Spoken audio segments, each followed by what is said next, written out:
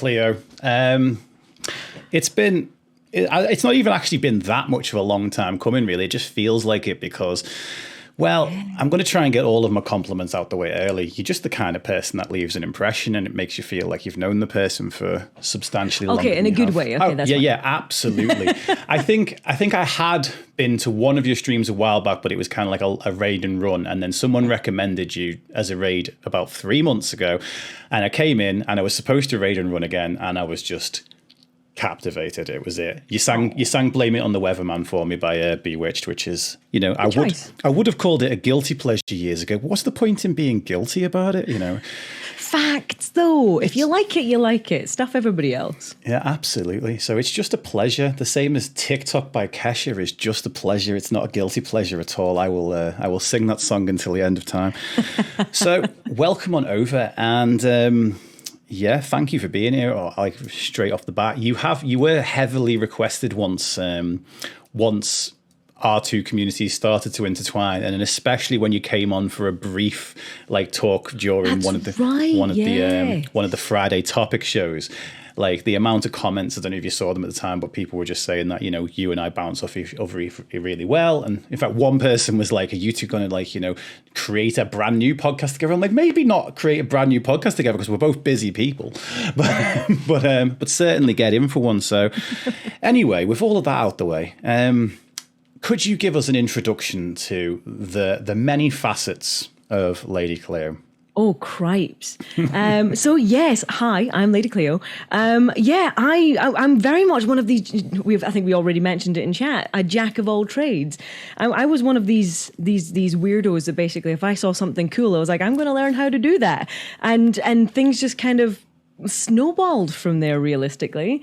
I started doing performing, about 15 years ago, and maybe a little bit more than that. I can't actually remember off the top of my head. And yeah, I ended up just getting into a whole bunch of stuff that was just very niche, very fun. And then, as we will discuss today, found myself in some very interesting venues as a result.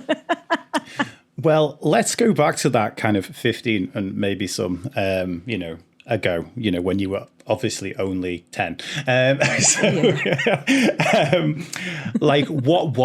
What was your first point of call when it comes to performance? Or maybe was there a hobby that you didn't perform at before that, or was there? That's a very good question. So I've always been a musician. I was singing I think I was singing before I could speak, literally. I'd got to that stage, I was just humming songs. If I heard something, I'd be like, the whole time. So my mum got me music lessons very, very early, which I'm eternally grateful for. But roll around into university, I must have been about 19, 20 or so. And I actually went to a festival. It wasn't Burning Man, it was Wicker Man. So it was this little mini festival. I think it was on the border up in Scotland, and it was all based around the Wicker Man movie. And when I was there, I saw people doing fire spinning for the first time, and I'd never seen this before. And I was like, this is the best thing ever.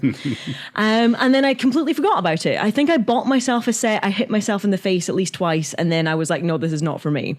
But fast forward a year after that, I went back to the same festival, and I saw the same team doing another routine.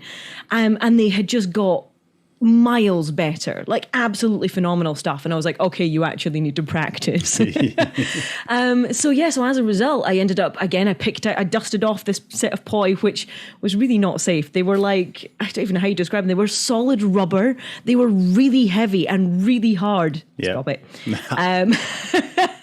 That was too easy.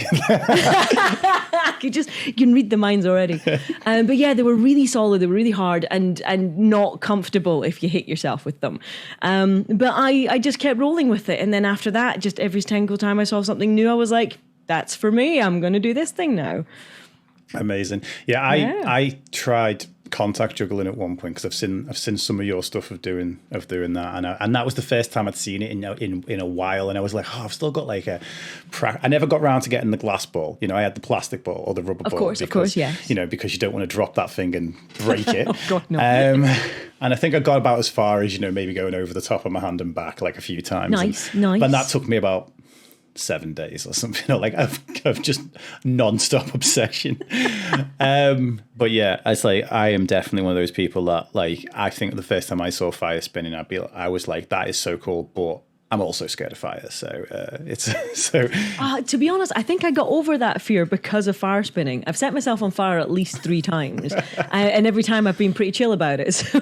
Yeah, amazing. So okay, so what was the first one that you actually went into a live performance with, where you would maybe consider yourself a performer rather than? Oh, okay. I mean, that's it's a really difficult question, because even though I'm very much across all the boards in terms of performing, because like I said, I do the music stuff and I do the physical variety performance, let's call it, for lack of a better term. And again, music I got into really quickly. So again, I think I was on Songs of Praise when I was like 10. That seems on brand. Yeah, exactly. Does that count? Yeah, exactly. One extreme to the other, eh? So I think I did that when I was super, super young. But in terms of actually variety performing, I think actually maybe a couple of years after I'd started, I think I did Fire for the first time. And I think it was shortly after that the Aberdeen Council were doing like a fireworks display, and they just got in touch with the university, because I was part of the university club. Mm-hmm. They just got in touch with the university and they were like, look, do you have some fire spinners that can come along and just do some stuff for the fire show? And we were like, yeah, cool, sounds great. So I think that was it. And then after that, I started getting booked quite regularly for stuff very quickly. Like as soon as they saw us, like venues opening, things and bits and pieces like that, big events, especially corporate events, all of that kind of stuff. Like we got booked out really quickly. And some interesting nights. I suppose having like a kind of niche skill like that as well, it's like there's a lot of people that can do it, but comparably to say play the guitar or the piano, it's nowhere near as many. And it's the one thing I've always loved, or even been, I would say I've been jealous about visual performances. A friend of mine he still is a graffiti artist. He's absolutely phenomenal. And I was a musician at the time that he was a graffiti artist. And the thing that I used to kind of was super jealous about was the fact that someone could see a piece of his graffiti and within a second they'd love it. And I'd want to show someone like a song, and like you need them to listen to the whole 3.5 minutes, which is quite the commitment. And it's like, and also you do that thing where like you sat there watching the person and watching their reaction like the whole time, and it's like they're not enjoying this in a non-clinical environment, it's like I am being observed. And it was but I used to hate it, the fact that like it took stuff like that, it's really hard to grab people's attention in the first place. You need to have people's attention already before they'll actually give you the time to actually listen to a song, whereas visual arts are a lot more instantaneous. And yeah, for sure. I think there's a bonus point as well, that especially when it's something like fire, people immediately get like caveman brain, and it's like, ooh, shiny, and then that's it. You don't have to do anything fancy. People will just watch the fire, and I'm like, yeah, it's cool, isn't it? And then they think you're great. It's fab. So with you kind of having this I'll give everything a try kind of mentality, what was it the fire spinning I suppose singing was one of the first things you really stuck to, but like was the fire spinning the first thing that you like really stuck to? Yeah, 100%. Poi especially, and literally I don't know if this is something you want to go into today, but because of fire spinning, I did a very specific retreat in Bali in Indonesia. I literally just dropped everything and went on this trip, and if there was a pivotal moment in my life that my life changed, that was it. I would love to be able to stick my head into a parallel universe and see where I would be if I hadn't gone on this trip, because I know I wouldn't be here. 100%. And now I absolutely, definitely do want to go into that, because I didn't know. And also the whole parallel universe sliding doors thing is a huge obsession of mine. Like I often look at various different points in my life and think about like, if that one thing didn't happen, I met this person off that, and I met that, and that led to that. The night before my dad's funeral was one of such things, where I went to this cafe and got invited into a band, and like everything that happened to me for the next 7 years after that was directly off someone that I could trace back to a person that I met on that one night in that cafe. And it's like, I'm not sure I understand. I'm not sure I understand either, Siri. Why are you listening? But Siri says, I'm not sure I understand at some of the best times. But yeah, so, well, let's before my ADHD does what it does and makes me never remember to come back to that tasty little morsel. So let's talk about, how did this trip come up? Okay, I want to know the answer to 3 questions. I'm going to give them all to you at the same time, which is very unlike me. One, how did it come up? 2, what else did you have to turn down or say no to in order to do this trip? Well, that's a big one. Okay, yeah. And 3, then just tell me about like how it changed everything for you. Okay, well, I think 3 is going to kind of roll into 1 and 2 anyway. Cool. I've already forgotten what number 1 was. How did it come up? How did it come up? Right. So when I started fire spinning, YouTube thankfully was still a thing. Well, to be fair, this is like early days of YouTube. This is like 11 years ago. Actually, got to be longer than that. Be about 13 years ago.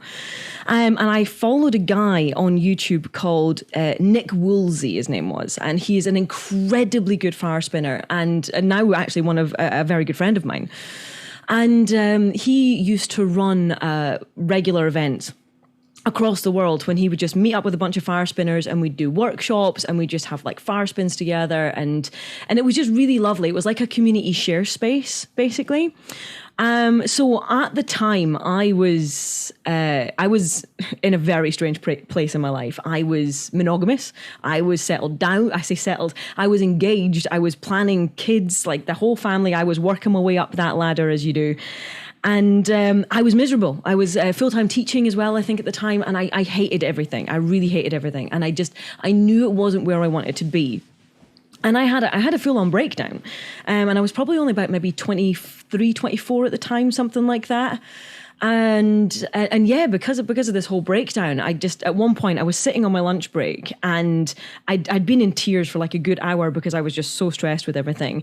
And this message pops up on Facebook that Nick was holding this retreat in Bali and there's 1 space left. So I was just like, I'm just going to message him. So I messaged and like, is it still free? And he's like, yeah, it's still free. And I was like, I can go. So I spent it was something ridiculous, like almost £3,000 that I literally just spent in this 5-minute break in my lunchtime, booked this retreat, which was leaving in like 2 weeks, went straight to my boss at the school and was like, so I quit. And just walked out of, I told you this was a big deal. No, I'm loving it. I walked out of my job. I worked my 2 weeks notice. I walked out of the job, got back to my, at the time, fiance, and was like, so anyway, I'm going away. And he's like, where are you going? I was like, Indonesia. And he was like, you're not taking me. And I was like, yeah, I can't afford to. I'm afraid I've just spent all the money on me. And yeah, we'd had a really off relationship at the time anyway. So I don't think he was that surprised. But yeah, I was just like, I'm leaving in like 2 weeks. So I literally dropped everything and went off to this retreat. I was there for about 10 days, had the most amazing time. I also met, very on brand to be fair, I met a girl called Tea Fairy. That's actually her legit name. And she was there with her partner and she kept going, oh, my husband this, my husband that. And I was like, oh, I didn't realize you guys were married. And she's like, no, that's not my husband, this is my boyfriend. And I'm like, okay, you're gonna have to rewind this and tell me a little bit more. And then that was my introduction to polyamory. I was gonna say, I thought you were in Indonesia, not Polynesia. Oh! Hey! Sorry, couldn't resist. Please continue. But that was it. So like I said, the fire spinning was there, the polyamory was there. I learned all about it was basically just a massive hippie festival. It was great.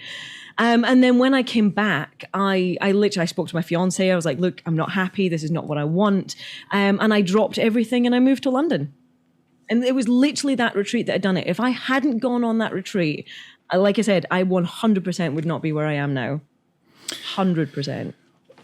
Tell me something that is different about the way you thought about life before that retreat to how you think about it now. Oh, that again, good question. I think that up until that point, I felt very trapped with a lot of stuff. I felt that society very much had this building block set of things. And I knew it was possible to veer away from that, but I also knew it was I felt that it was incredibly difficult. And I didn't really have I didn't have the experience, and I hadn't had the representation, because being in Scotland is unfortunately still quite sheltered. Needs to be. There's a lot of rain up there. And that as well, yeah. But yeah, so I hadn't had the representation to understand that those kind of relationships could work, that kind of lifestyle could work. And it wasn't until I went on this retreat that I met people that were not only living it, but thriving in it as well. And I was like, this is what I want. Like, I was more comfortable, I think, in that 10 days than I had been in my entire life up until that point. And it was such a freeing space that I selfishly, I didn't want to give that up. So I didn't. Yeah. So with that, obviously sometimes when we kind of go and experience something like that completely does a like full-on paradigm shift on the way we think. Oh, yeah. You then come back, and then obviously you want everybody to share in what you've experienced. But one thing I suppose I've learned is that you can tell people about an experience, but you can't give a person a perspective. A perspective has to be earned. Yeah, you have to have been through it yourself. How was kind of like your change in kind of like life path treated by the people that you came back to? I know obviously you moved to London and you're physically further away from a lot of people, but like how was that treated there? And did you find yourself in a situation where, my old friends or old family aren't in a line with where I am right now, and then you make new friends along that line? Or what was that whole it was a bit of both. I think, unfortunately, the relationship I was in was not particularly healthy. He was incredibly, unfortunately, insecure. And as a result, I'd lost a contact with a lot of my friends anyway, because he just couldn't cope with it. So I only really still had like maybe 2 or 3 friends that I was still like really in touch with up in Aberdeen. And even those were still, difficult in this relationship. So they were incredibly supportive, because I think they were just happy for me to get out.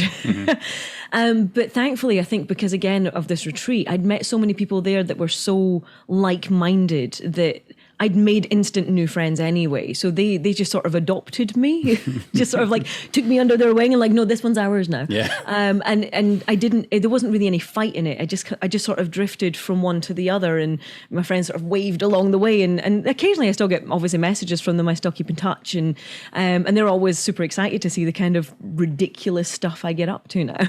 Yeah. Because one of the things we found, particularly in running like a mental health community, is the fact that sometimes you'll get people that like that was your kind of first experience, not entirely with the concept of polyamory, but certainly people that are thriving in it, I think a lot of my early, the people, I've never experienced it myself. And, if I ever wanted to, that shit probably passed, 10 years ago when I decided to marry and choose to be monogamous. But I actually just don't think I'm like, oh, it's enough hassle having one partner. But it's all valid. Both are valid. Both are absolutely totally. Valid.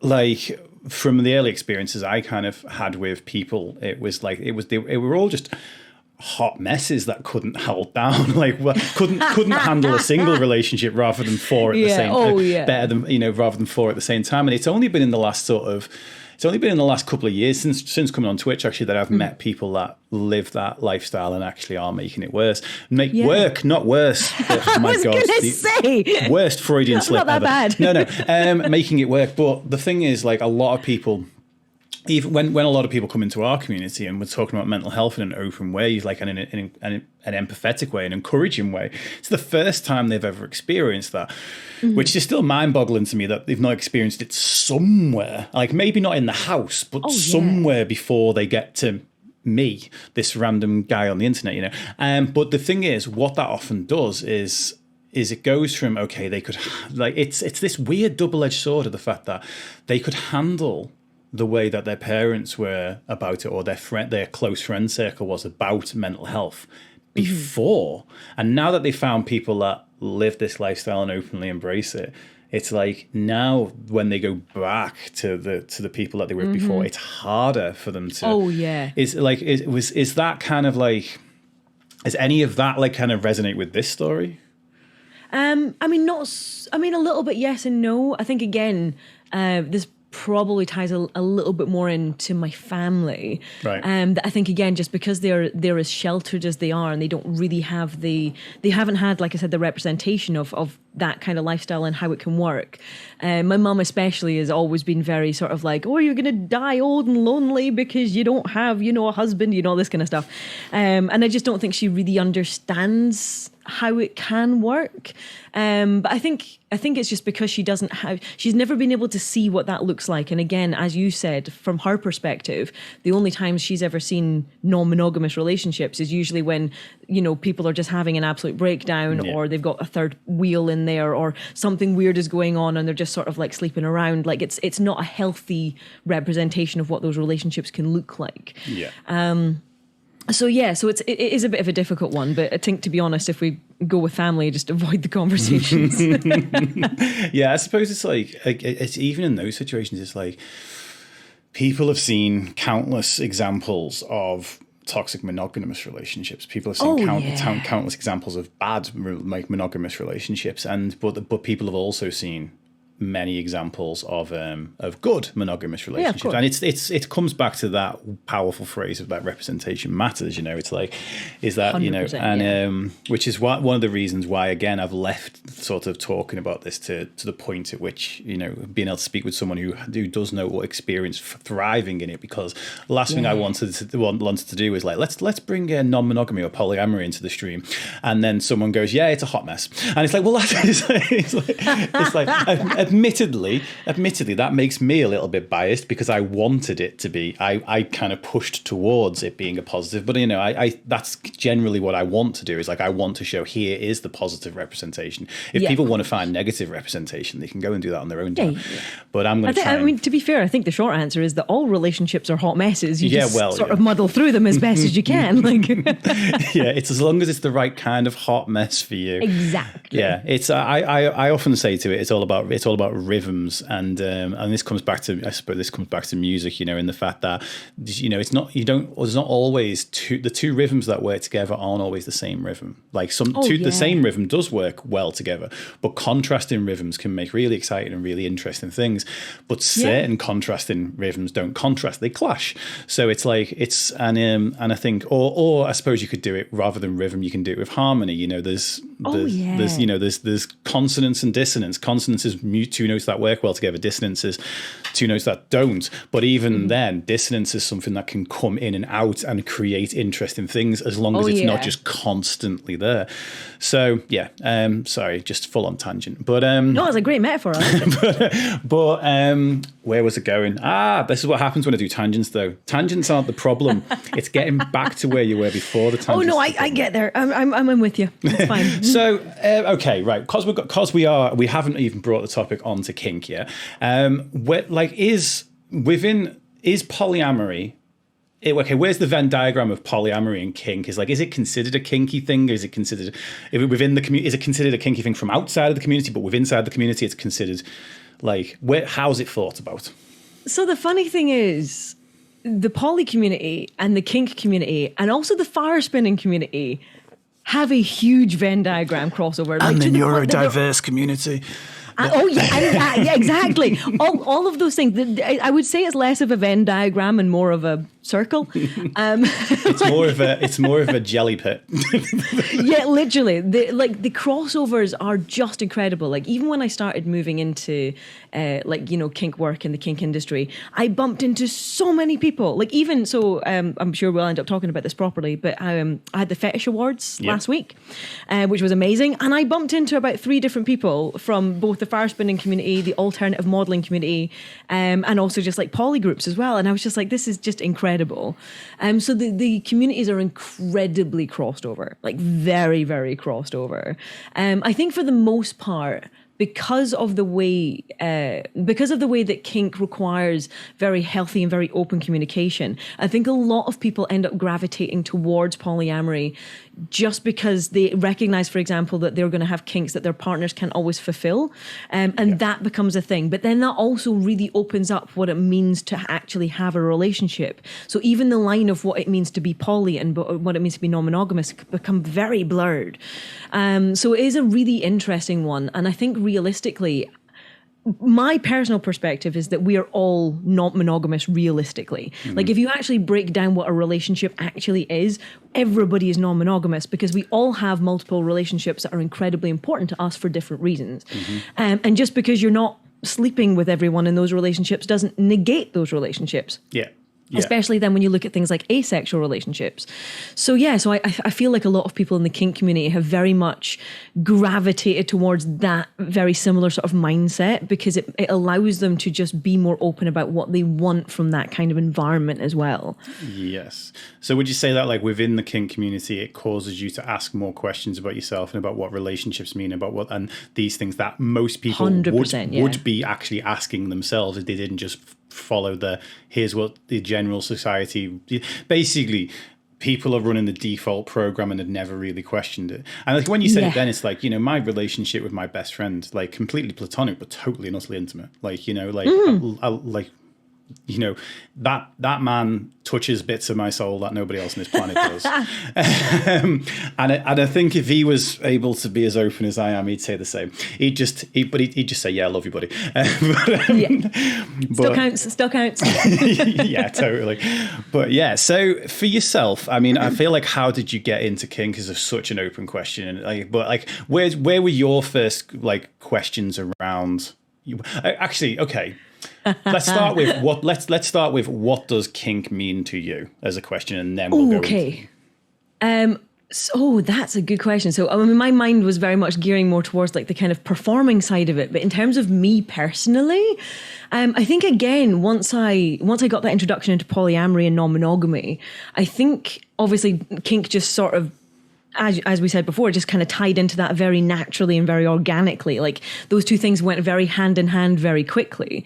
Especially as well that as I discovered more about non-monogamy, you did find out things like, okay, well, this is like my primary partner. I live with them. Like we have a very romantic relationship, but this is like my sub. So like, we have a very like sub-dom relationship, and, we don't have a sexual relationship, but, we do all these kinky things together. And it was learning about all those different kinds of relationships that I kind of just started to, I don't even know if explore it was the right word to use, because I think I'd always been aware that there was things about that sort of side of things that I enjoyed and I liked and I wanted to explore. But again, I just didn't think that it was socially acceptable to do so.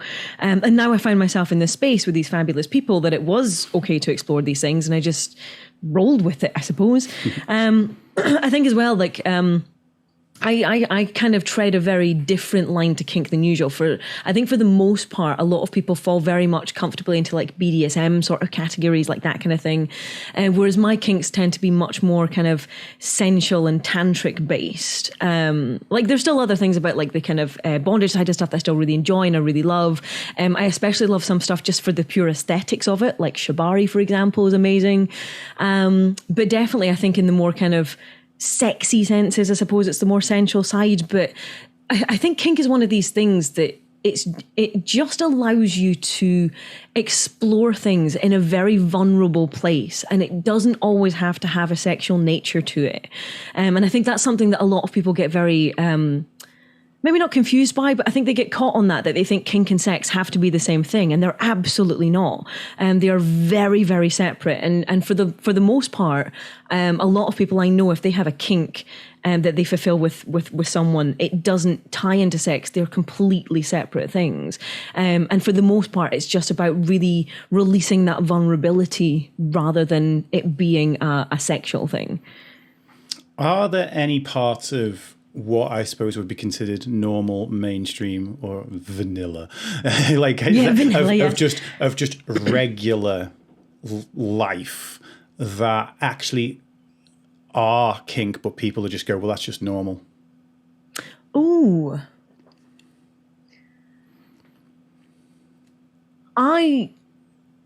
That's such a difficult question. There we go. Yeah, lingerie, to be fair, actually, yes, going for the very obvious ones. My brain is going down 110 different routes at the moment. I think realistically, the answer is that anything can be a kink. Yep. Like if it's something that you enjoy doing with somebody on a very intimate level, then I would have said that that was a kink. I would have said that that was something that you really do want to explore. Chat's going off now. Yeah, toys, yeah, exactly, all those things as well. But yeah, like if you've got something that you want to explore with somebody, then I would have said that on some level that is probably a kink, especially if it's something that just falls outside the traditional missionary. Essentially, like if you're falling outside of that, then you've probably got some kind of kinky little twist in there. It's something that you're interested in. It's something you want to explore. And I would put a lot of things into the kinky box, to be fair. Fair enough. So, like, obviously, Valen said lingerie, which I suppose is a very widely accepted one. I mean, you can put lingerie on billboards, you know. I mean, if you want to answer that previous question, you just walk into Ann Summers, I suppose. Yeah, well, okay, yeah. But I suppose the further you go into the shop, it's almost like... the level of kink. It's like the level of kink progresses. I accidentally, and I mean accidentally, I don't mean like asking for a friend, kind of accidentally went into a Japanese sex shop in Tokyo, and it was like a DVD shop and like game shop on one floor, and then the further up you went, the more interesting thing go. I accidentally went to floor 2. I purposefully went to floor 5. But I suppose what it makes me think of is like, has societies, like things like lingerie were probably, 50, 60 years ago would have been considered a step too far. Toys, I think sometimes, there's still some people that probably think that now. But toys have become gradually more acceptable in the last few years, and particularly men's toys, I guess, have become like vibrators. I mean, actually, what words am I allowed to say on this stream? I don't know. Women's, like we're going to use very gender normative words for a moment, everybody, using binary genders, which I don't believe in, but for the sake of brevity with what we will say is what they are marketed as, I suppose, just so I'm skirting around terms of services and not using too many specific words. But like, despite the fact that I'm literally about to say the word fleshlight, but like they were considered, even to say like 5 years ago, a woman using, a rabbit. There we go. That's just an animal. That's actually worse, but has been kind of like commonplace for a while, right? Whereas a man using a fleshlight, it would have been like weirdly looked down on in the standard community. Is this something where you think that more and more things, like over time, that like kink will eventually work its way into the mainstream more, and it's just the same as like with any other conversation about normalizing things, that our concept as on a whole, as a society, kind of broadens to include various things? Yeah. So I think this is very much a double-edged sword, because I think on the whole, people being more open about their sexuality and what they want from sexual experiences and sexual encounters and kink and BDSM and fetishes, I feel like all of that, I mean, maybe this is just my experience, because obviously I'm very, as it were, head on into that environment. So maybe I've got a kind of a slightly more open view of this kind of stuff compared to what regular society would get. But I feel like those kind of things are definitely a lot more normalized. They're a lot more mainstream. And I'm going to mention it because it is worth mentioning. But things like 50 Shades of Grey did open up those doors. Right. It did allow people to recognize the fact that that exists, that it works, and that people can do it. Yeah. I'm also going to disclaimer that 50 Shades of Grey is not a good example of any of the stuff that we're chatting about today. But what it did do was it did allow people to recognize the fact that they can go, oh, well, I kind of like this, but I'm still, I'm allowed to kind of be a bit more open about the fact that that's a thing that I enjoy, and I'm allowed to be a bit more open about the fact that actually, yeah, this is something that I'd quite like. So it did do a lot for people in terms of like the education side of kink and making it a bit more mainstream. The reason why I say it's a double-edged sword, though, is that one of the things that I think is incredibly important, and we've already briefly touched on this, in terms of when it comes to having kinky relationships and kinky encounters, is having that communication there. And that's something that doesn't exist yet. Not unless there's, people like us. For example, like we're on Twitch, we're on YouTube, we're constantly putting out that kind of information as much as we can, but that's still not as mainstream as I'd like to see it.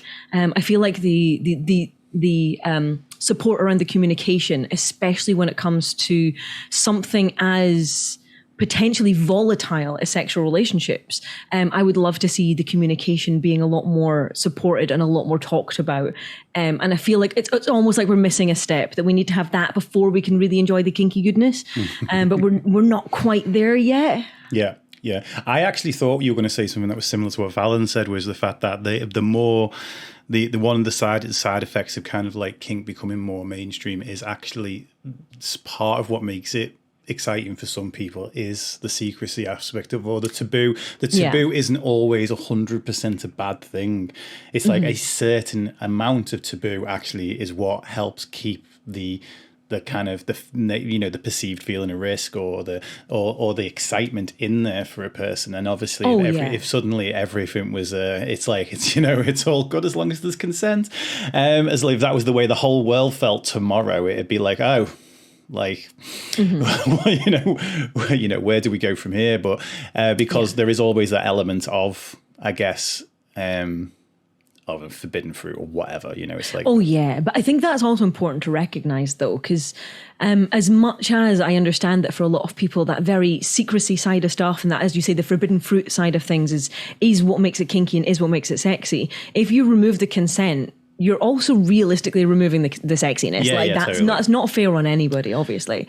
And I think that's an incredibly difficult pill for some people to swallow. But even if you took that and then you applied it to anything such as like including children or animals who are unable to consent, we know that that's wrong. Of course, we know that that's wrong. And I think, again, it comes down to that education and learning how to communicate that and understand the fact that you can still have that forbidden fruit sort of feeling, but with the consent, and you're still doing it in a very healthy and a very supportive way.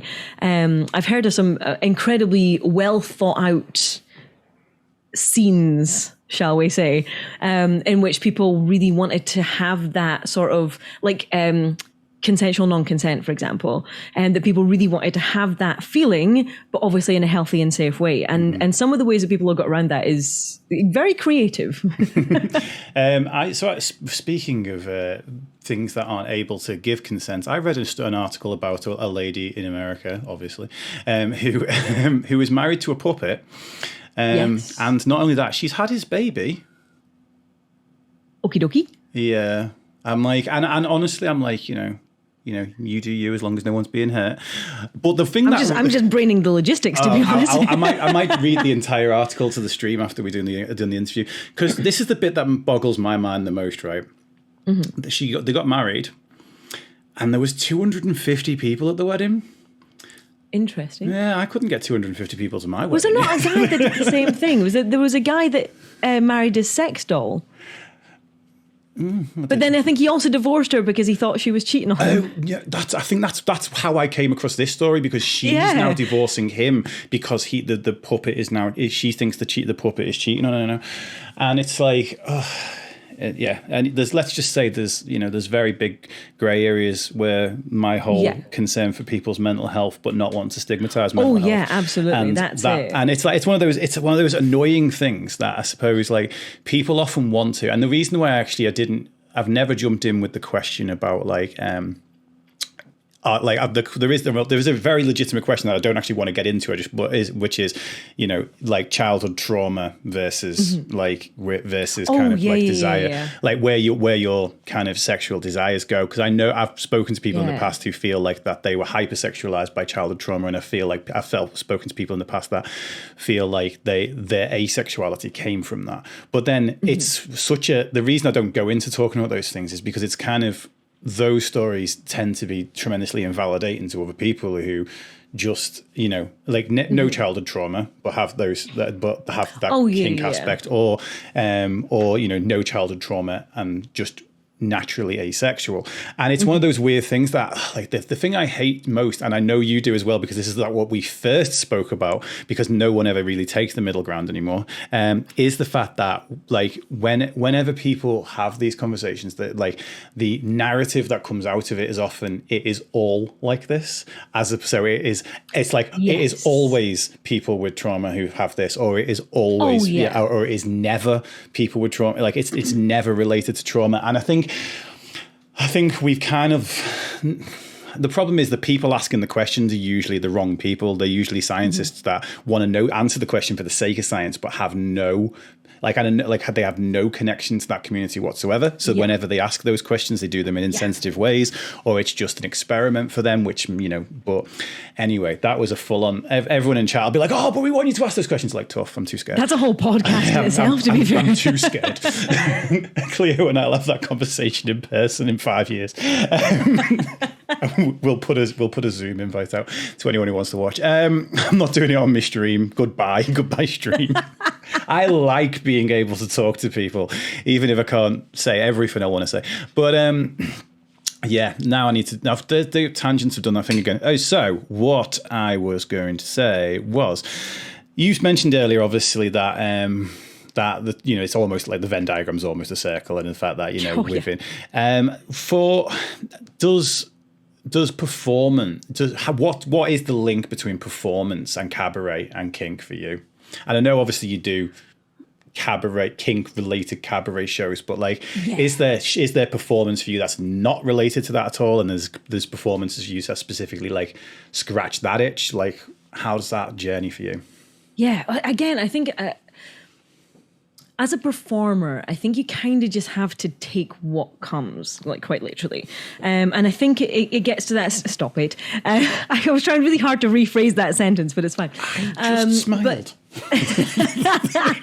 But yeah, I think, and again, it's so different pre-COVID to now as well, because now the performance industry is still recovering. So I've got to the stage now that if I get a gig, I'll say yes, regardless of what it is. Yep. But obviously I started performing in the kink industry, almost about 10 years ago now. It's been a long time. And I ended up in there by accident. So I think most of the stuff I'd done up until that point was festivals. I think I'd done a lot of festivals. I'd done a lot of fire spinning. I'd done a lot of like cabaret singing gigs, but those two things had never really quite crossed over.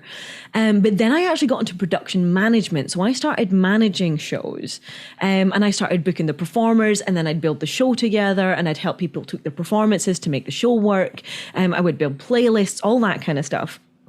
And that was really how I ended up throwing myself much more into the cabaret side of things. Mm-hmm. So I was booking the burlesque, I was booking the variety, I was booking all these things. And I did remember really missing being on stage while this was going on. But like I said, about 10 years ago, a friend of mine from the fire spinning community phoned me up, and he's like, look, I run this event, I'm looking for somebody to come and perform. Do you fancy coming and performing for this event? And at that stage, I'd started doing Levy Stick, which is my main performance prop, I suppose. Go to Cleo's Instagram, not right now because we're talking right now, but it's mesmerizing. But yeah, you'll see me with my flappy flap stick. And yeah, so he's like, do you want to come and do that for this thing? And I was like, yeah, sure, that's fine. So we did the stuff, we did the invoices, I turned up, I did the gig, and literally the second I finished, everybody just started getting naked. And I was like, okay, I didn't realize it was that kind of party. And I got sounds hold like the of NHS Awards. I was at last. No, half joking. But yeah, I got hold of him afterwards. And I was just like, so what is this party? And he explained it to me, and he told me everything. I was like, oh, okay. Like, I didn't actually know that you ran a kink event. I don't want to, again, I won't name any of the kink events that just for the sake of doxing or anything. But yeah, he's kind of said, yeah, I've been running this for a while now. I was like, oh, I had no idea. But as a result, there was about 5 or 6 people there that also ran their own events. And of course, because they'd seen me at this, that was it. So they were just like, oh, hey, Cleo, like, you want to come along and perform for us next week? And I was like, yeah, okay, cool. And now I reckon at least 50% of the work that I do is for either kink or fetish events. To the point that, I was in the Fetish Awards last week, which was awesome. So yeah. So obviously, apart from everyone getting their kit off at the end, is there a difference for you as a performer? Nah. No. Not really. Like, I maybe get slightly less clothing in my costumes when I do kink events, but that's about as exciting as it gets. I think when I do kink events, I was going to say less aware. That's not strictly speaking true, because I'm very aware of what I wear, because obviously as a performer, that's part of the gig, it's part of the job. Yep. But I'm much more open about the fact that I will wear less when I'm doing kink events, because nobody cares realistically. For the most part, the venue it's not the venue, sorry, it's the event itself don't care. Like, you could wear absolutely nothing and they'd be happy. But funnily enough, actually, the biggest thing the biggest hoops you have to jump through is the venue restrictions. It's venues that usually restrict, like, you can't have nudity, you can't have fire, you can't show nipples, you can't show bums. So it's those things that you have to actually be aware of before you can actually run the event. Oh, right. Yeah, it's always the venue, never the event. I suppose, yeah, the venue got some sort of local laws or... Yeah, it's usually in the contract. It's usually in the rental agreement, and I don't ever understand it, but you got to do what you got to do. Do they at least treat male and female nipples the same? No, unfortunately not. No, of course they don't. I knew that was going to be a no. Most of the shows that I've seen, and I think, again, most of the male presenting performers especially as well, will generally wear some kind of nipple tassel anyway, partly because, again, as a performer, it just looks good, it's part of the costume, but then also, again, I think a lot of them do it as well just to keep it more balanced and to keep it fair and that kind of thing as well, which is really awesome. To be honest, most of the especially the male identifying performers, most of them dress up very feminine anyway. You still get a lot of them wearing, like, corsets, suspenders, like we mentioned the lingerie earlier. Like, a lot of them still come in traditionally feminine lingerie, but they make it work, and it's awesome, and I love it. Yeah, amazing. So you obviously you mentioned earlier that obviously the word communication, that's come up a million times in this. Oh, yeah. And that's kind of one of the ones I want to kind of come back to. It's like, I imagine, communication is sort of everything, both in terms of non-monogamy and in terms of kink. Like, to someone kind of like first wanting to explore that for the first time, if let's say they're already in a relationship, like, how would you recommend they kind of go about that?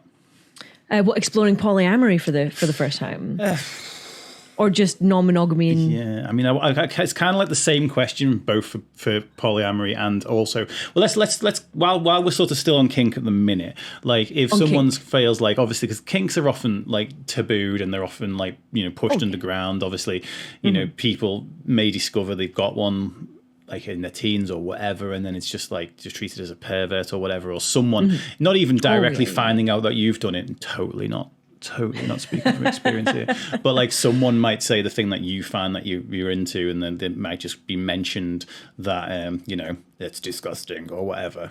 Totally speaking from experience.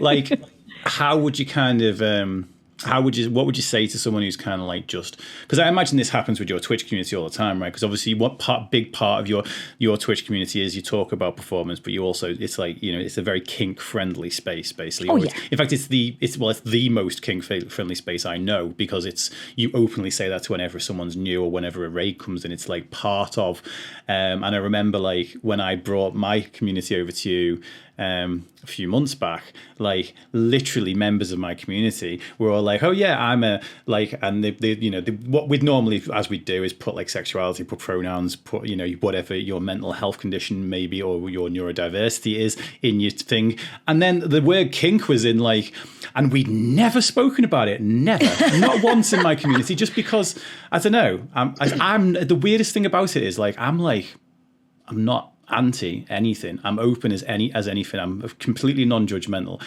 I'm probably more kinky than my community know about. But it's just not something we've ever really spoken about. So when someone comes into your community for the first time and like says, oh, actually, I've had like these kind of thoughts, or there's things that I want to explore, but I just don't know how my partner would feel about it, or whatever. What is, like, how would you advise that person? Yeah. What I would say is, I think for the most part, again, this would probably first and foremost come back to how comfortable you are in that relationship and how easy that relationship is. And I think both for your community and my community, and this probably goes for a lot of Valen's community as well, I think for the most part, a lot of us are very fortunate in that we're in relationships that are already incredibly healthy, because of the fact that a lot of us already kind of have a basic understanding of communication. And we've also, the reason why we're here is because we've also got things to discuss around mental health and neurodivergency, as well as things like kink.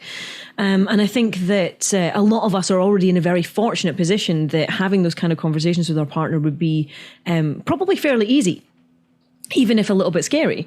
And I think for in terms of this community and our spaces, I think the realistic answer is that you could probably just at least plan a conversation and then go for it. And you could probably just have that idea in your head of, right, I really want to speak to my partner, maybe just in general about kink first, but then start going down those things like, what were your kinky awakenings? How did you discover this? You could start finding out what if each other have something that maybe fits together. If somebody's in a space where that's maybe not as easy, it's a very difficult conversation to have until you've already got to a space where that communication is well supported. I feel like for a lot of people, bringing up something of oh, hey, by the way, I want you to hit me with sticks, might be very misconstrued and very difficult to realistically plan if you don't already have that foundation in place for good communication. The communication is always going to have to come first. And again, knowing that you have that safe space and knowing that you have somebody that would be incredibly understanding, regardless of what it was you were going to bring up, is absolutely paramount as well. Yeah. So bringing that communication now onto polyamory, non-monogamy. Couldn't get my mouth around non-monogamy. Deliberate setup. Anyway, but the communication there, like I imagine. So I love drawing parallels between like something in a completely banal, not really banal, really topic, but like the one thing I talk about a lot of the time is being introverted, because guess what, I am. But it's like is whenever you kind of speak to someone saying that you need some time to yourself when you're an introvert, it's like it's very hard to get past the point of them hearing, but you just don't want to spend time with me. The first thing that pops to my mind if I think of someone trying to approach a partner and say, I'm interested in polyamory, is that the response might be, am I not enough for you? Like, what would you say, like, if you'd met someone who'd had that situation? I know quite a lot of people that have had that situation, or at least they've had a situation in which they've been in a monogamous relationship, and they've decided, actually, do you know what? I want to open this out more. Like I really feel the need to kind of like branch out a little bit, or there's things I want to explore with other people. Because again, those relationships realistically can look like anything. And I think that's something a lot of traditionally monogamous people would probably not understand in the first instance. I think for the most part, because of the way non-monogamy is portrayed and the way that it's sort of like mirrored against non-monogamy, I feel like the automatic assumption is that it's always going to come down to sex. And that if you want to be in a non-monogamous relationship, it's because I want to have like 5 boyfriends and or girlfriends and or partners of a non-binary description. That you're just going to want to have a bunch of people that you want to bonk whenever you feel like it. And that's not in a long time. And that's just never how it works. That's absolutely never how it works. Realistically, for me, when I discovered non-monogamy, I was incredibly fortunate because I got a very instant look into how those different types of relationships could work, and the different ways that those relationships can present themselves.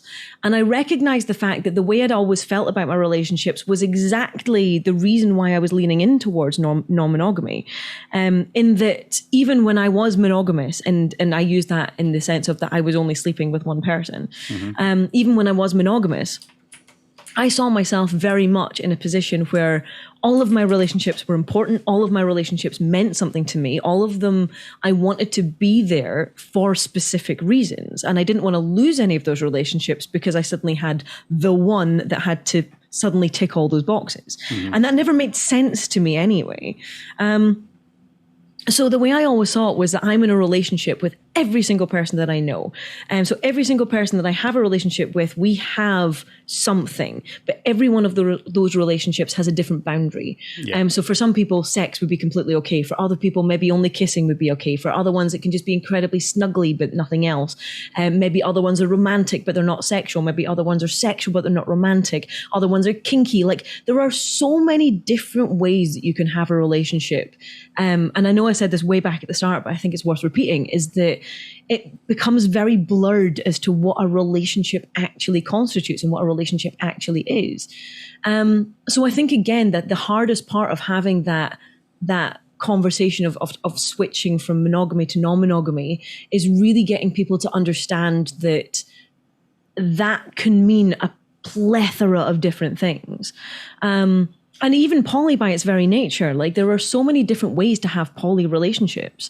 You can have people that do it in triads. You can have people that do it in groups. You have people that do it like, they have what's called satellite partners. So people that just kind of drift in and out. You've got people that do solo poly. So they just have themselves. They don't have a primary partner. They've just got people that they see as and when.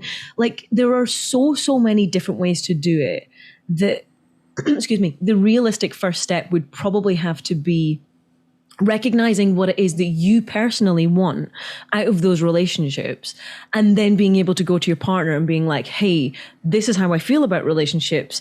This is kind of what I want. This is where I want to go with it. How do you feel about these things? And the hard pill, I think, for a lot of people to swallow as well, is also recognizing that if you're in a situation where you and your partner have two very, very different situations that don't come together, recognizing that you might have to go your separate ways, and that's okay. And that's not anybody's fault. It's not a bad thing. If that is the difference in between you realistically being happy and being true to yourself, then that's what you need to do. Like with my relationship way back when I went on this retreat, I was not unhappy in that relationship. Like, it could have worked, but I wasn't myself, and I knew it wasn't for me, and I wasn't the happiest that I knew I could have been in that situation. So I had to recognize the fact of, do you know what? This is what I want my life to look like. And if you don't feel you can fit into that, then that's okay. But that's where we're going to have to part. And that's what we did do.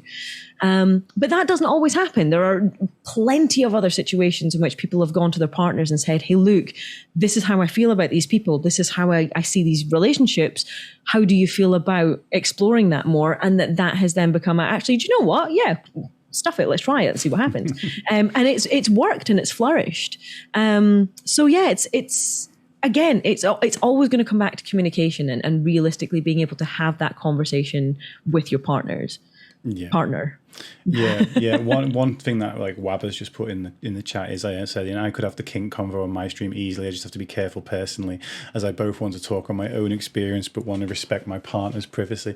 And I think I can relate to that really well, because obviously when I can lay my soul bare about mental health on here, but that mental health is my business. And even though obviously my wife lives with that business, it's not ever her business. And it's like, I think one of the reasons why this topic has probably never come up on our stream before is because I'm so used to bringing topics up that I'm 1,000,000%, and I'm not uncomfortable talking about it because I find it to be an uncomfortable topic. It's a topic that, as far as I'm concerned, to talk openly on, it requires the consent of someone else, and it's I'm just being reasonably graceful with that. So of course. So with what was the kind of impetus behind starting up streaming? Lockdown. That was it. That was literally it. When lockdown started, I didn't have a choice. I was still on furlough for a little while. I was still working from home, but when you're a production manager and you're not able to run a production, there's not really a lot to do. So I think at the time, the partner that I was with at the time had kind of recommended, like, I'm going to get onto Twitch. Like, do you want to do the same thing? And obviously mentioned Twitch things to me. And at the time I saw it very much as like, it'll take up some time, be a bit like busking, essentially, like online busking. Like, I'll turn up and maybe people will chuck a few bitties at me and that'll be it. Yeah. And I had no idea that it was was going to turn into what it turned into. Like, not a clue. If somebody back then had said, oh, by the way, you're actually going to end up doing these kind of things, and you're going to have this beautiful community, and you're going to do all this stuff, and, you know, it's basically just going to, you know, your life is going to become this thing, I wouldn't have believed them. So Twitch very much happened by accident, but it was a very happy little accident. Yeah. So, I mean, you've kind of just touched on it a bit in that question, in that answer then, is like, what has it grown into? Oh, yeah. Honestly, I think the biggest thing is, and I'm sure that every streamer will say this, but it's so true. Having this community is just phenomenal. Like, I can't even begin to express how beautiful it's been to have a space in which everybody just gels together so easily. Like we've talked before about passing the vibe check. And that is so true. Like, we have people that turn up and you can tell instantly as to whether or not they're going to be a long-term member of the community, or if they're just going to disappear into the night because they just don't quite fit. And that's okay. Of course it's okay. But the people that do fit, we just have such an incredible bunch of people. I'm also incredibly fortunate in that I've been able to meet up with loads of them in real life. I think Phoenix was saying earlier, of course, we went to the I'm pub. jealous of both of you, really, because and we had a great proper little catch up. And again, it was just so easy. And as somebody who's also neurodivergent, that's something that I really appreciate.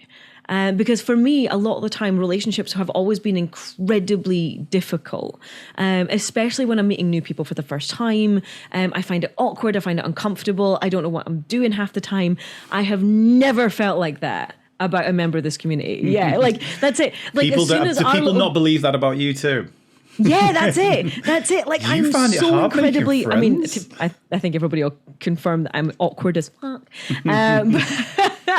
But in a hopefully wholesome and very endearing way now, whereas before it was just a bone of contention and my little brain wouldn't let me deal with it. But I've never felt like that about this community. Like, every single person that I've met up with, it's been so incredibly easy and it's been so incredibly lovely. And now some of my best friends are people that I've met through Twitch, and I'm so incredibly thankful for that. I know I've said the word so often in this whole speech, but I'm just like, okay. You're going to get me gushing about them. Well, I do intend to. But no, community is absolutely everything. Speaking of communities, the community, if you can start getting questions into us, we're going to be wrapping up in, I don't know, 15, 20 minutes. Possibly, unless we go off on a really spicy tangent or 10. But yeah, get the questions in if you've got any questions for Cleo. At me for them, please. That'll help me to find them, because chat's been going off while we've been talking about this, which has been great. It's absolutely fantastic to see. Armo posted some earlier. If they got an app to me in them, otherwise I will not be able to find them quickly. So yeah, it's a question I was going to ask, and I've managed to remember the actual question rather than just go off on a tangent. But so you said, obviously, and our Twitch origin stories are extremely similar. We came on for let's pass some time in lockdown. We both had words to get out of our heads. You in the form of song, me in the form of talking, and then they both grew into something that we now wouldn't change for the world. Apart from, we probably always all want to constantly make it better and do more or be more or anything. Yeah. Is that now that you didn't, it's more than what you thought it'd be, but where would you like to go next with that? I think realistically, if I could have Twitch just full time, that would be like an ultimate space for me. I think I would always perform on the side, but it means that I could like pick and choose my performances a little bit more, maybe. Like at the moment, I've already spoken to my community, but I'm having to take a small hiatus from streaming because I've had to take some rather chonky work. I'm actually flying off to Albania of all places. 5 o'clock, of course, of all the places, at 5 o'clock tomorrow morning. So that's going to be fun. My work is literally taking me everywhere. But if I could really just focus on Twitch, I would love to do more with it. I really want to start doing, what's the word I'm looking for? Like meditation streams, okay. Like that kind of thing. So that I could do the music stuff. With your voice. Oh, just yeah, we melt. could just do some music. I can make some beautiful noises. Actually, can I do a bit of show and tell? Yeah, go for it. Of course. You can do whatever you want. It's your show. So, I was actually just in Scotland for Christmas. Don't tell me you've got a hand drum. I already have a hang drum. Ham I pan. have one of those. But I got this for my Christmas. Oh, yeah, I saw that.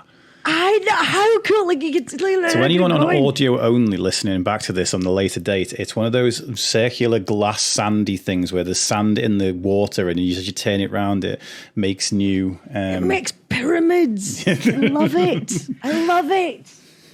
Amazing. Yeah, that was one of my little cheeky Christmas presents. But I really want to have things like that, and I'll have like a little camera pointed at it, so it's like nice and chill. And we've got nice music on. We'll have nice lighting. So that's definitely a stream I want to do. And then the other streams I want to do is flow streams. I really want to get back into doing like, if I could do like a live stream with fire and stuff like that, like I would love to do that.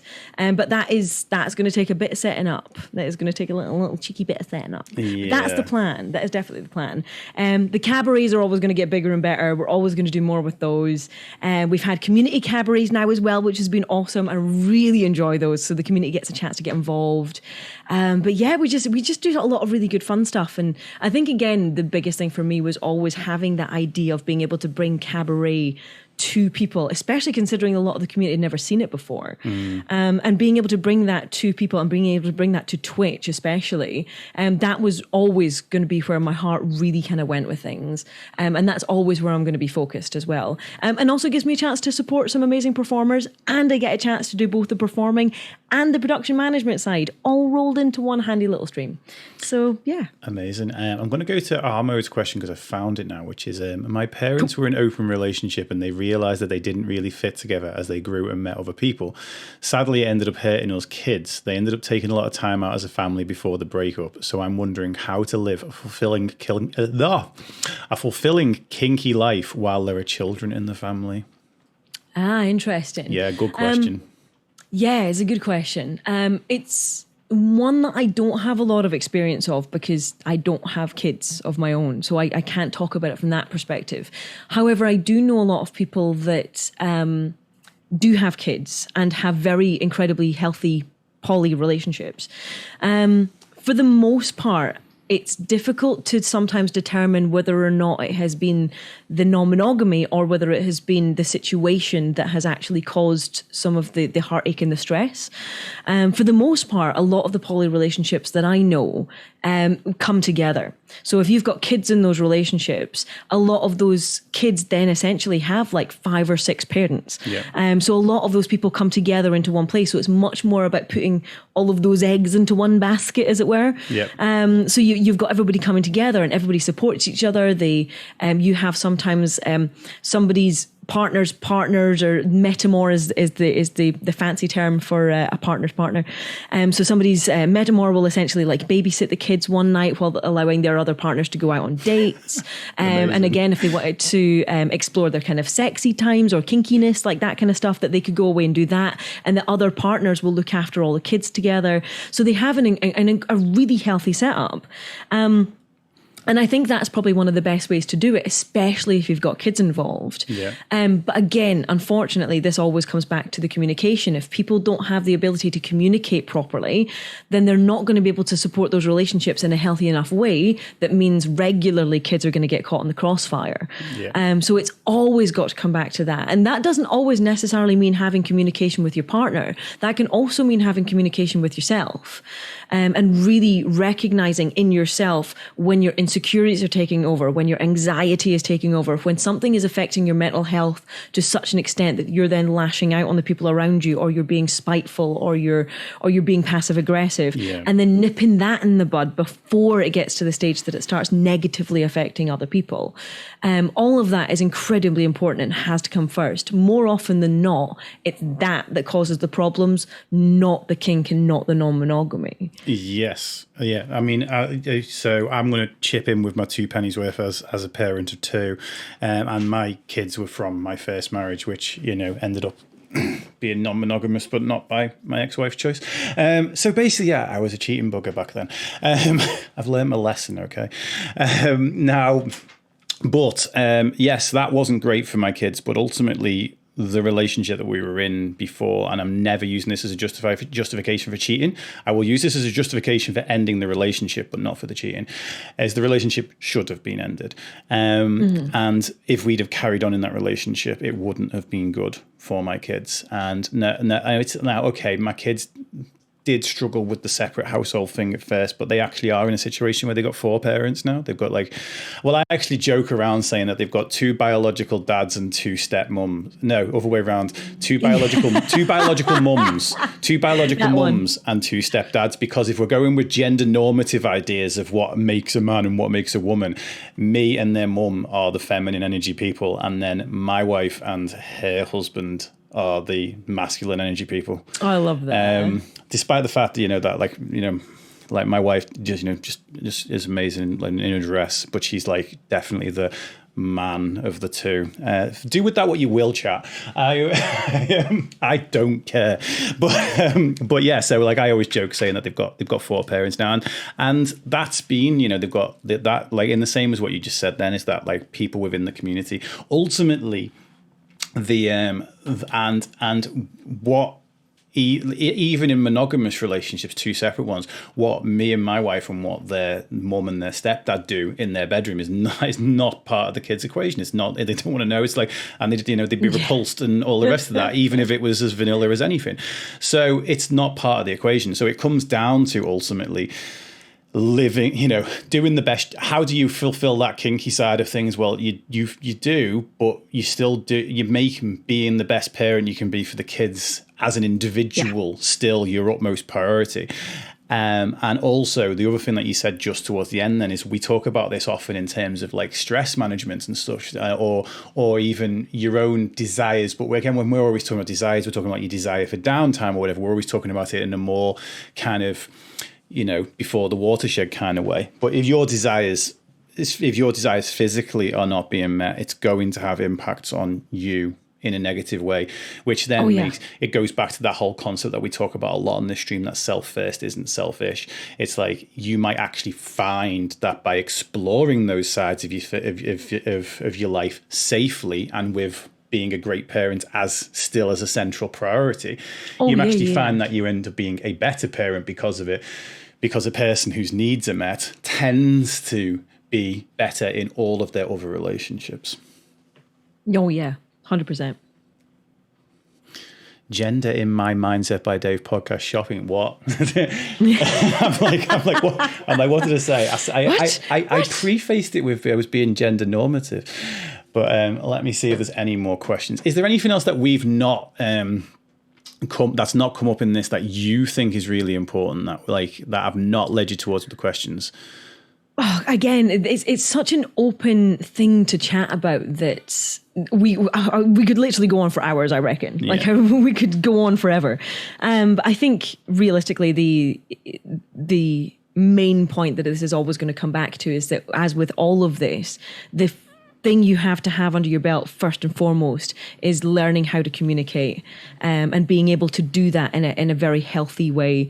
And again, the communication could be a whole podcast on its own, because I think learning to communicate isn't always necessarily about learning how to express yourself. It's also learning how to hear your partner's side of things and to not be defensive and to not be upset. Well, I mean, that maybe it's unfair to not be upset about it, because I think things like this are always going to be on some level upsetting, but at least learning how to then manage that in a healthy way that doesn't then negatively affect other people. Yeah, totally.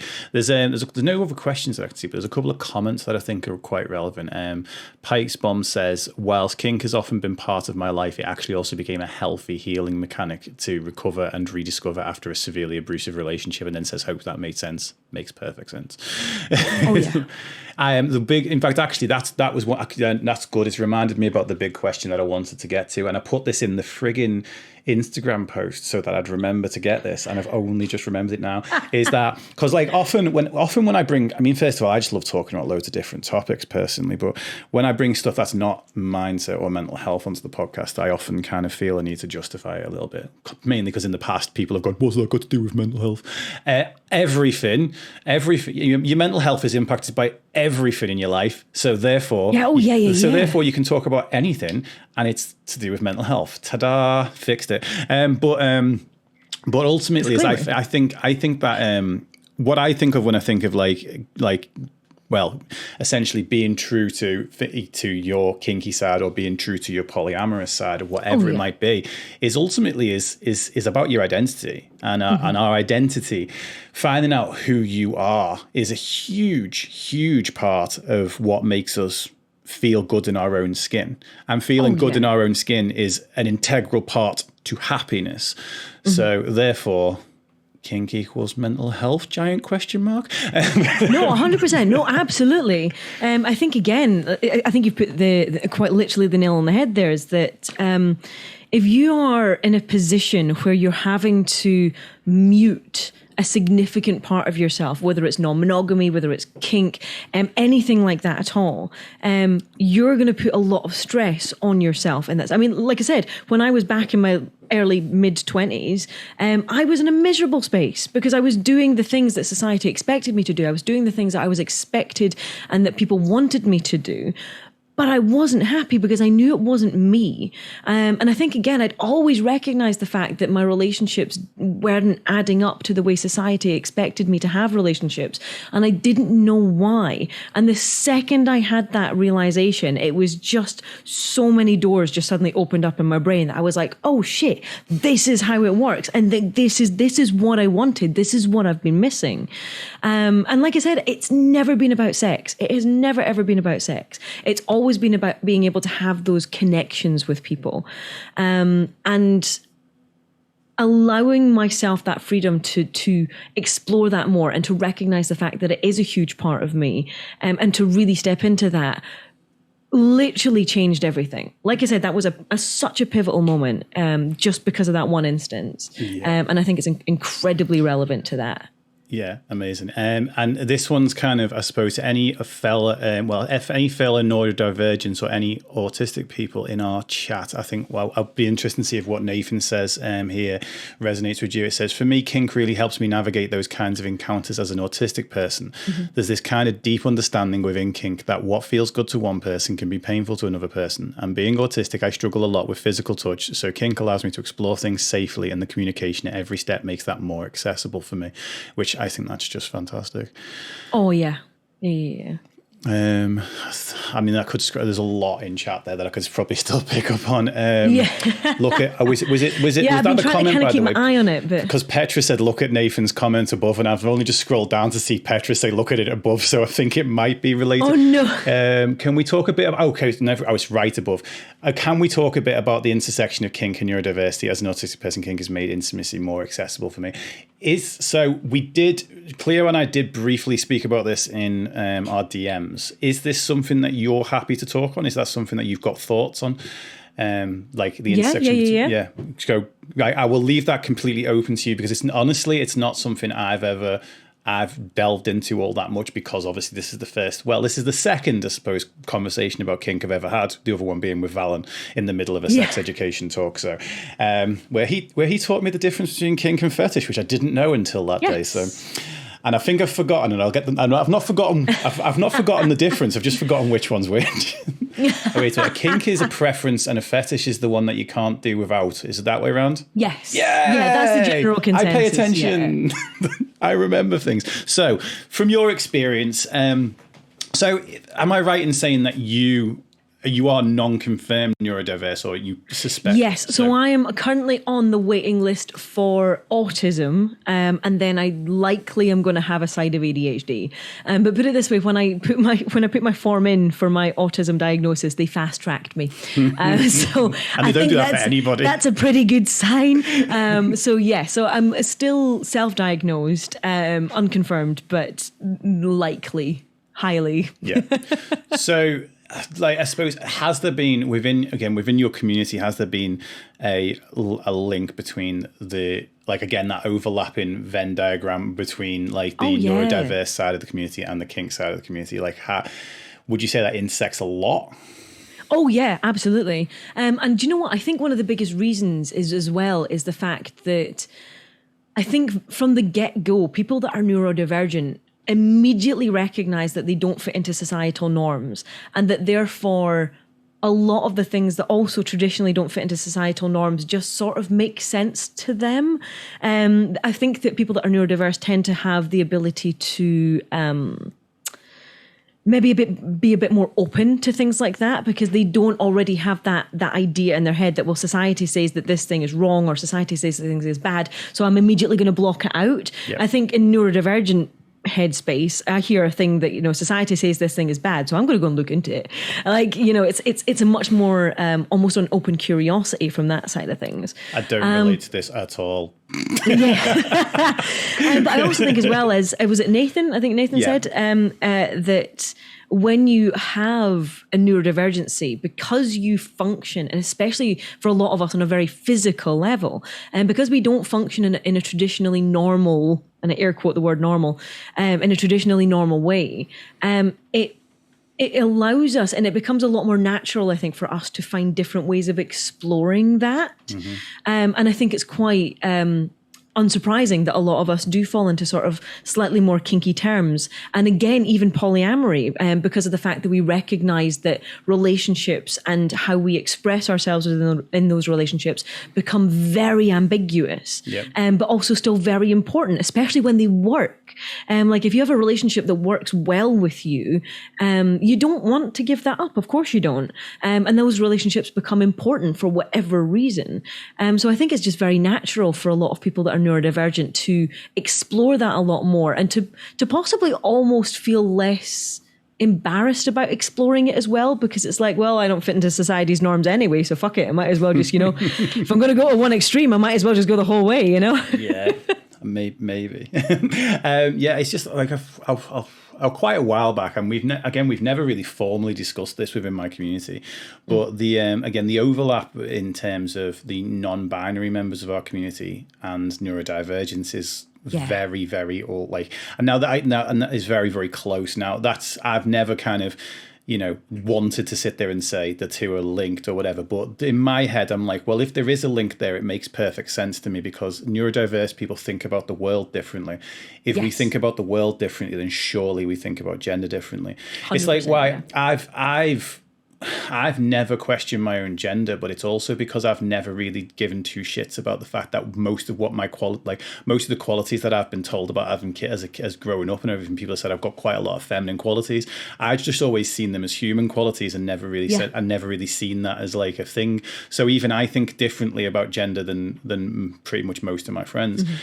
And it makes complete and utter sense that if you think about the world differently, then you therefore think about everything in the world differently. Oh, yeah, you think 100%. and you think about sex differently, you think about intimacy differently, you think about Cato's come in with something similar that sort of backs up what Nathan said there, in terms it says the thing with kink is it can give you the tools to advocate for yourself elsewhere and understand yourself with how kink teaches boundaries and consent, etc. Yes. Not sure if you've already discussed that, but if you haven't, and also I'm not sure if Wabber's put this in direct. I'm not sure if Wabber's put this in directly yet, but I know Wabber often talks about like Wabber's autistic, and it's extremely likes very direct communication. That's it. Do you know what? Yeah, that's something that hadn't crossed my mind. But yes, like I think because I was forced to mask until forever. Basically, I kept my mental health a secret from people until I was in my mid-20s, and I kept my ADHD a secret from myself until last year.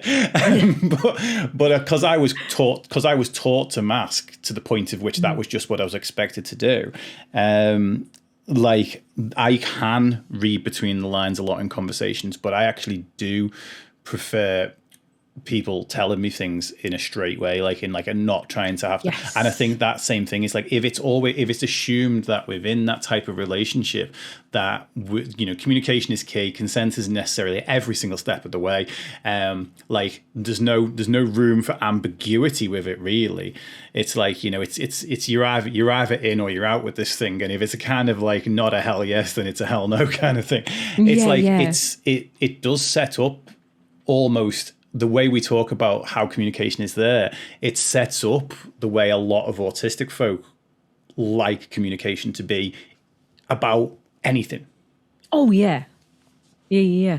No, I think it's an incredibly good point to bring up in just in the the traditional sense of like kink having a lot of rules. Like, you know, if you're setting up a scene, you'll have a lot of boundaries, you'll have your safe words, you'll have sometimes even a step-by-step list of exactly what's going to happen in the scene. Yeah. And I think that's exactly the kind of thing that a lot of neurodivergent people would gravitate towards as well. And funnily enough, I think that's also another big reason why I gravitated more into non-monogamy, was because the communication was much more open. I could take things at face value and I didn't have to think about it anymore. I didn't have to think, oh, well, you've said this thing, do you mean this? Or is it, you know, is that going to mean this thing instead? Or are you trying to like save my feelings? Are you trying to cover something up? Everything is just incredibly frank and incredibly straightforward. And I really appreciate communication when it happens that way, because then I've got the tools to then be like, okay, well, I'm feeling insecure about this, or I'm feeling a bit off about this, but now I can manage it better because I understand that that is fact and that they have given me 100% of the information, and I can work with that. And now I can I'll work on myself with that information. Yeah, absolutely. There's just a lot of kind of comments really kind of confirming, and like from that, the experience of the community. I mean, and we are the community is the kink ND NB like overlap. It's like it's quite interesting. And Armo has said, and we sort of touched on this a little bit earlier. Again, this is one that I kind of would say I agree with, but I don't want to go into a huge combo on it because it could be another hour. But it's also one that would have to be handled very, very carefully. Is the neurodiverse people grow up with more trauma? You know, we can mostly agree with that. And trauma also seems to be linked to kinks and fetishes. Again, seems to be. I'm happy with this language. I'm happy with the deliberate ambiguity of this language, so that we're not like saying yes, kink trauma equal. Yes, we agree. Yes, of course. But I certainly agree. That I personally believe that there to be some sort of link there. And then Actual NG Plus says this explains why I love Hellraiser. Hellraiser's great. Has anyone ever played Clive Barker's Jericho, by the way? It was a very poorly mechanic game on the mechanics on it on the Xbox, I think 360, were terrible. The story was utterly fantastic. But yeah, anyway, and also Clive Barker, slight weird shout out, but he lived about 5 roads away from where I grew up before he became super famous from being a horror writer. He's a Scouser. So that's my Clive Barker story. It's very short. Okie doke. Right, I am gonna wrap this up before we go on to too many tangents. But I will allow for 2 final ones. One of them is that back and that open question of, is there anything else that you think that we need to kind of touch on before we? No, I don't think so. I think we've covered quite a lot. Yeah. I think again, if I wanted to, for sure. Some of the stuff I didn't even think we would get to because I wasn't sure the conversation would work its way around there, but it did. So good. Even though everyone is like, but it's your job to make sure the conversation does miss the podcast. Host is like, shut up. But I think we're both guilty for going on tangents, though. That's the problem. It's great. You put 2 neurodivergent people together, and we're just like, woohoo! That's how I discovered I was neurodiverse. I discovered I was neurodiverse by realising that I enjoy conversations with other neurodiverse people way more. Sorry, neurotypicals. I love you all, really. But a neurodiverse person, like literally, those conversations give me energy. Like whereas a lot of neurotypical conversations, when I'm done with it and I want to step away from it, they're like, what? And I'm like, yeah, I am tired now. It happens. I'm not the Energizer Bunny. But yeah, okay. So in that case, we've just done you a shout out in the stream, but where can we find you all across the interwebs for the people who are listening on the podcast on a later date, or for anyone that wants to find you elsewhere? You can literally find me, Lady Cleo Cabaret, all one word, on any platform. You can find me Twitch, YouTube, Instagram, Twitter, possibly other new shiny apps that may or may not be happening soon as well. But yeah, Lady Cleo Cabaret. Literally, if you Google me, I'm the only thing that comes up. Amazing. And you're also the only thing that anyone needs. So, Cleo, it's been absolutely bloody phenomenal. It's been phenomenal. I've had a great afternoon. Me too. Let's do it every now. Let's do it every week. Podcast series. Let's go. Yeah, don't go to Albania. Come and hang out with me instead. So thank you very much. And I will catch you soon. Yeah. Thank you so much for having me. It's a pleasure.